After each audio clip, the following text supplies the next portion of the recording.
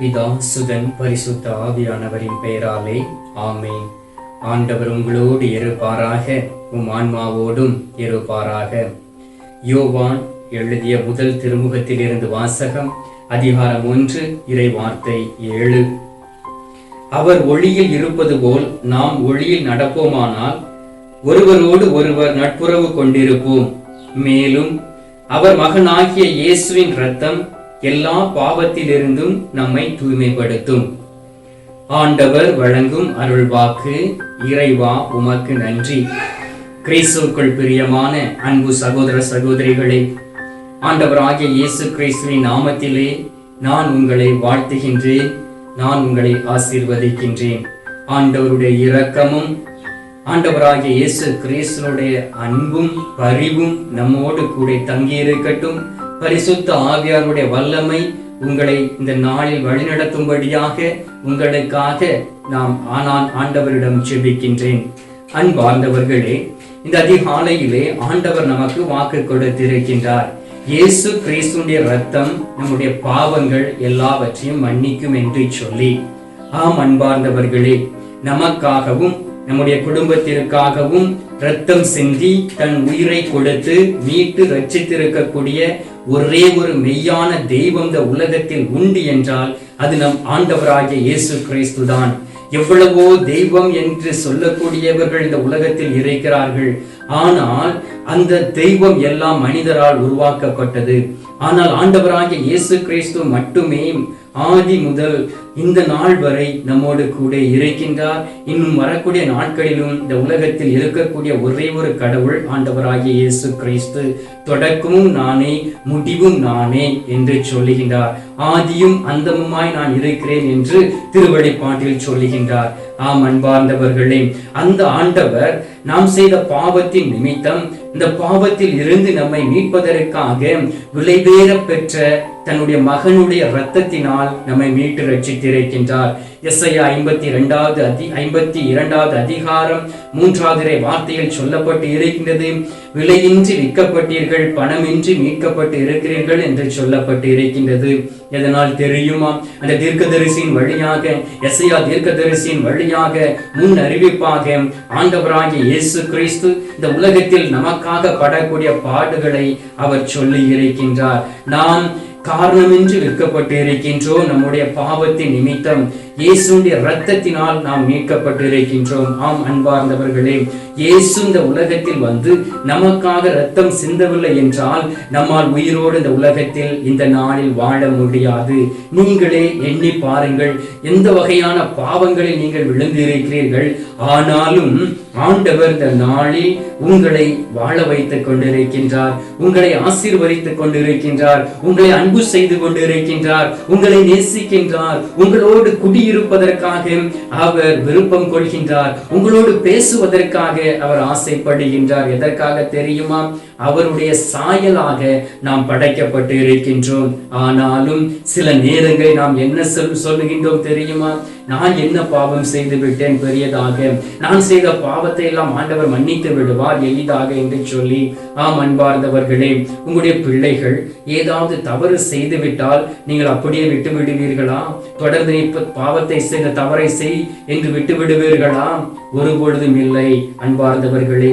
அந்த பாவத்திற்கு ஏற்ப, அவர்கள் செய்த தவற்றிற்கு ஏற்ப சிறு சிறு தண்டனைகளை நீங்கள் கொடுப்பீர்கள். அதுதான் ஒரு தாய் தந்தை தன்னுடைய பிள்ளைகள் மீது காட்டக்கூடிய ஒரு அன்பாக இருக்கும். இல்ல பரவாயில்லை, நீ தொடர்ந்து இந்த பாவத்தை செய் என்று சொல்லி எந்த ஒரு தாய் தகப்பனும் தன்னுடைய பிள்ளைகளை அனுமதிக்க மாட்டார்கள். அதே போல்தான் நம்மை படைத்து நம்மை உருவாக்கி நம்மை விலை கொடுத்து மீட்டு ரட்சித்த ஆண்டவராகிய இயேசு கிறிஸ்து நம் பாவத்தில் விழக்கூடிய வேளையிலே அவர் துக்கப்படுகின்றார், மனம் வருந்துகின்றார். ஏனென்றால் மீண்டும் மீண்டும் அவரை சிலுவையில் நம்முடைய பாவத்தின் நிமித்தம் நாம் அறைகின்றோம்.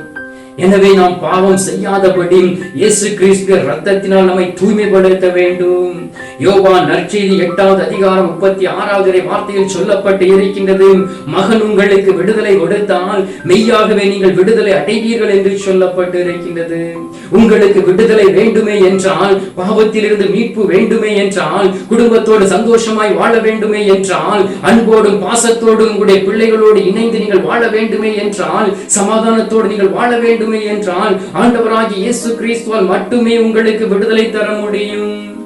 ஒருவேளை மனிதர்கள் வந்து குடும்பத்தில் இருக்கக்கூடிய குழப்பங்களுக்கு ஆறுதலான வார்த்தைகளை சொல்லிட்டு போகலாம். நொறுக்கப்பட்டு இருக்கக்கூடிய நேரத்திலே சில வார்த்தைகள் உங்களை இந்த நேரத்தில் தேற்றும். ஆனால் மீண்டுமாய் அதை நீங்கள் யோசிக்கக்கூடிய வேளையிலே மீண்டும் அந்த வார்த்தைகளும் அவர்கள் செய்த காரியங்களும் நம்முடைய உள்ளத்தை காயப்படுத்தும்.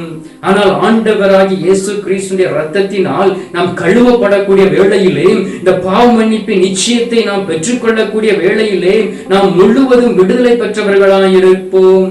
திருவெளிப்பாடு 12வது அதிகாரம் 11வது வார்த்தையில் சொல்லப்பட்டு இருக்கின்றது, ஆட்டுக்குட்டி சிந்திய இரத்தத்தாலும் தாங்கள் பகர்ந்த சான்றாலும் அவர்களை வென்றார்கள் என்று சொல்லி, ஆண்டவராகிய இயேசு கிறிஸ்துவின் இரத்தத்தினால் மட்டுமே நாம் வெற்றி கொள்ள முடியும்.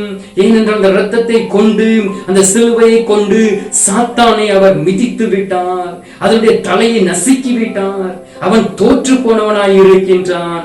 ஆண்டவராகிய இயேசு கிறிஸ்துவின் இரத்தம் வெற்றியின் அடையாளமாய் இருக்கின்றது. ஏனென்றால் உயிரில், இரத்தத்தில் தான் உயிர் இருக்கின்றது.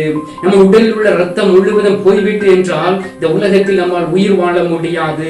எனவே தான் ஆண்டவராகிய இயேசு கிறிஸ்து அந்த கெத்செமனி தோட்டத்தில் சிந்திய இரத்தம் முதல் அந்த கல்வாரி சிலுவையில் அந்த போர் வீரன் அவருடைய விலாவை குத்திய வேளையில் வந்த இரத்தமும் தண்ணீரும் வரை அவர் முழுவதும் நமக்காக இரத்தத்தை சிந்தி நம்மை மீட்டு ரட்சித்து இருக்கின்றாரே.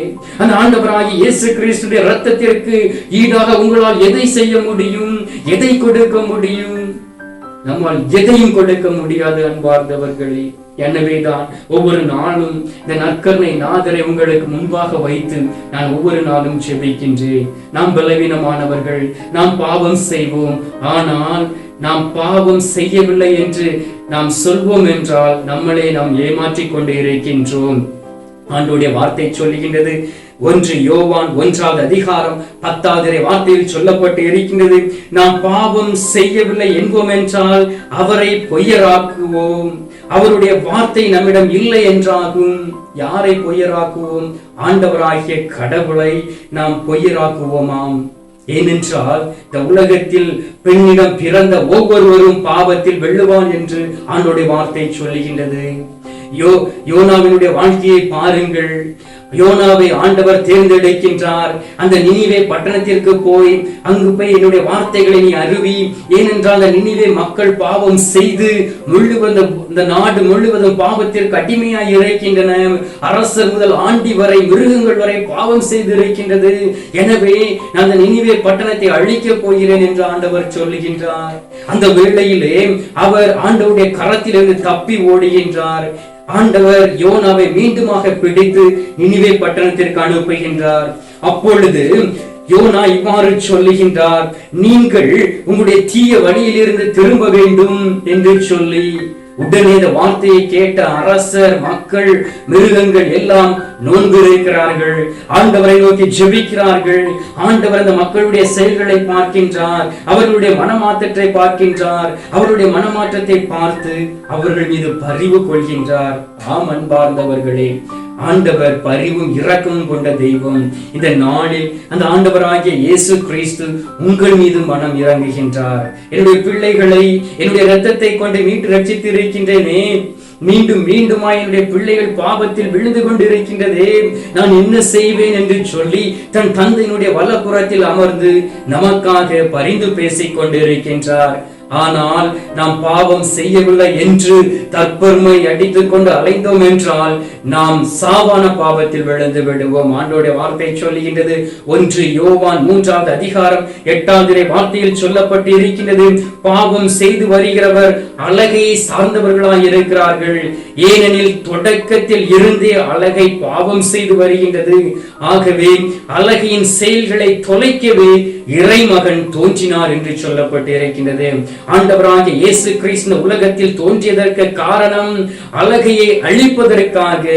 நீங்கள் எல்லோரும் நல்லவர்கள் தான், ஆனால் அழகையினுடைய தீய செயல்கள் உங்களோடு கூட இருந்து செயல்படுகிறபடியினால் நீங்கள் பாவத்தில் விழுகின்றீர்கள் அன்பார்ந்தவர்களே. எனவே சாத்தானுக்கு இடம் கொடுக்காதபடி, பாவ பழக்க வழக்கங்களுக்கு வாய்ப்பு கொடுக்காதபடி ஆண்டவரை சார்ந்து இருங்கள்.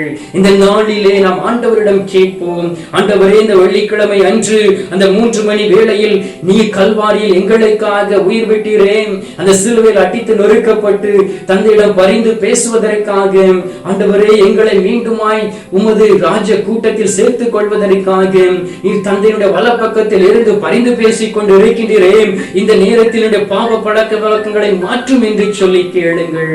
இயேசுவின் ரத்தம் உங்களுடைய பாவங்களில் இருந்து உங்களுக்கு விடுதலை கொடுக்கும்.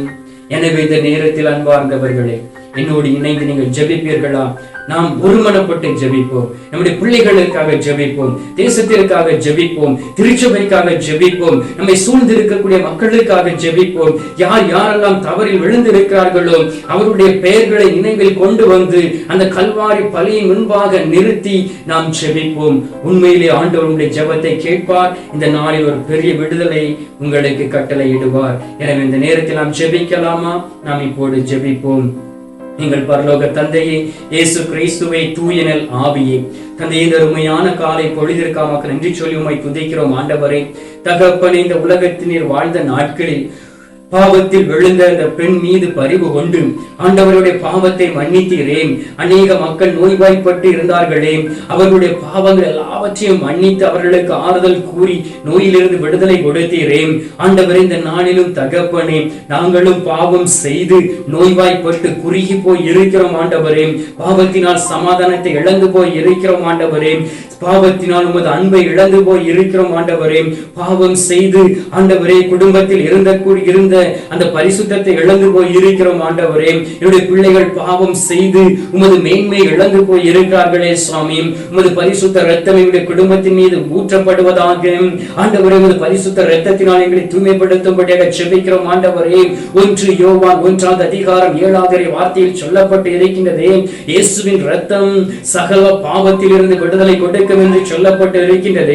இயேசுவே, உமது பரிசுத்த இரத்தத்தினால் எங்களுக்கு விடுதலை கொடுப்பீராக. உமது பரிசுத்த இரத்தத்தினால் நீர் எங்களை கழுவுவீராக. உமது அன்பினாலும் இரக்கத்தினாலும் எங்களை அரவணைத்துக் கொள்வீராக. எங்களுடைய பணிகளுக்கு தடையாய் வரக்கூடிய அனைத்து காரியங்களையும் நீர் எடுத்து மாற்றுவீராக. உமது பரிசுத்த இரத்தத்தினால் தெளிக்கப்பட்ட நாங்கள், உமது பரிசுத்த இரத்தத்தினால் கழுவப்பட்ட நாங்கள், உமது பரிசுத்த இரத்தத்தினால் முழுவதுமாக ஆட்கொள்ளப்பட்ட நாங்கள் பாவம் செய்யாதபடி வாழக்கூடிய பலத்தை கொடும் சுவாமி. ஆசீர்வதியும். இளமை பருவத்தில் நாங்கள் பாவம் செய்திருக்கின்றோம். இந்த நாளில் திருமணம் செய்து வாழ்ந்து கொண்டிருக்கின்றோம் ஆண்டவரை. இளமையில் செய்த பாவத்தை நினைவு கூறாதபடி இந்த நாளிலும் தகப்பனே, உம்மை நோக்கி இந்த காணொளியின் வழியாக ஜெபிக்கக்கூடிய பிள்ளைகளை நீர் சந்தியும் ஆண்டவரே. அவர்களுக்கு தூய உள்ளத்தை கொடுப்பீராக. உமது முகத்தை பார்க்கக்கூடிய பலத்தை கொடுப்பீராக. குடும்பத்தில் சமாதானத்தையும் அமைதியும் கொடுப்பீராக. திருக்குடும்பமாய் வாழக்கூடிய ஆற்றலை கொடுப்பீராக. நீர் கொடுத்த அந்த விடுதலை பெற்றுக் கொள்வார்களாக. நீர் சிந்தித்த இரத்தத்தினால் அவர்கள் மீட்கப்படுவார்களாக. திருச்சபையை நீர் தேர்ந்தெடுத்திருக்கின்றேன். திருச்சபையில் இருக்கக்கூடிய குருக்கள் அருட்சகோதரிகளை சந்திப்பீராக. அருட்சகோதரர்களை சந்திப்பீராக. அவர்களை தூய்மைப்படுத்தி பரிசுத்தப்படுத்தி ஆண்டவரே நீர் வல்லமையினால் நிரப்பும்படியாக செபிக்கிறோம் ஆண்டவரே. அவர்கள் உமது பணிகளை செய்யாதபடி அநேக பேர் மனம் போன போக்கில் வாழ்ந்து கொண்டிருக்கிறார்கள் ஆண்டவரே. அவர்கள் சாத்தானுடைய ஆளுகையில் இருக்கிறார்கள். பாவத்தை பாவம் என்று நினைக்காதபடி ஆண்டவரே அழகினுடைய பிடியில் இருக்கக்கூடிய அவர்களையும் உமது பரிசுத்த இரத்தத்தினால் தூய்மைப்படுத்துவீராக. ஆண்டவரே, அவர்களை தூய்மைப்படுத்தி வல்லமையோடு உமது பணியை செய்யக்கூடிய ஆற்றலை கொடுப்பீராக. இந்த உலகத்தில் இருக்கக்கூடிய அரசியல் தலைவர்களை ஒப்புக் கொடுக்கின்றோம். அவர்களை சந்தியும் சுவாமி.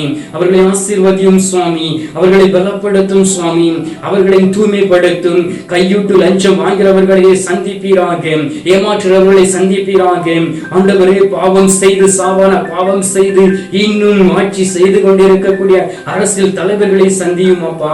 உமது வல்லமையினால் நிரப்பும், பலத்தினால் நிரப்பும் ஆண்டவரே. நீர் அவர்களுக்கு உமது ஆற்றலை கொடுத்து ஆண்டவரே இந்த எங்களுடைய தேசத்தை நடத்தக்கூடிய பலத்தை கொடுக்கும்படி வெற்றிக்கிறேன் ஆண்டவரே. தகப்பனே, எல்லோரையும் நீர் ஆசீர்வதித்திருப்பதற்காக நன்றி. உமது இரத்தத்தினால் நீர் வெற்றி கொண்டது போல் ஒவ்வொரு நாளும் அது பரிசுத்த இரத்தத்தினால் தூய்மை பெற செய்து எங்களை வழிநடத்த வேண்டுமாய்மை நோக்கி நாங்கள் ஜெபிக்கிறோம் ஆண்டவரே. பாவத்தில் விழுந்து விடாதபடி நீர் எங்களை தாங்கிக் கொள்ளும்படியாக உம்மை நோக்கி நாங்கள் ஜெபிக்கின்றோம் ஆண்டவரே. இந்த நேரத்தில் நீர் எங்களுடைய ஜெபங்களை கேட்டிருப்பதற்காக நன்றி. ஜெபத்தை கேட்டு பதில் தந்திருப்பதற்காக நன்றி சொல்லி உம்மை துதிக்கின்றோம்.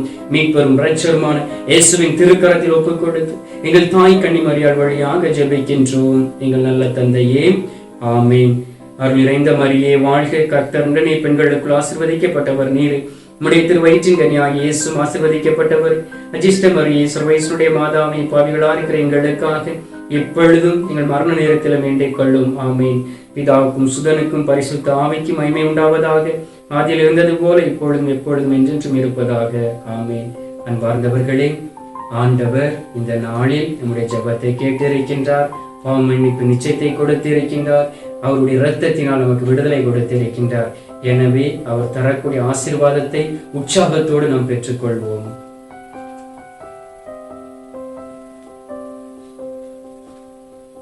எல்லாம் அல்ல இறைவன் பிதா, சுதன், பரிசுத்த ஆவி உங்களை ஆசீர்வதித்து ஒவ்வொரு நாளும் அவருடைய இரத்தத்தினால் உங்களை கழுவி தூய்மைப்படுத்தி அவரை முகமுகமாய் பார்க்கக்கூடிய கிருபை செய்வாராக.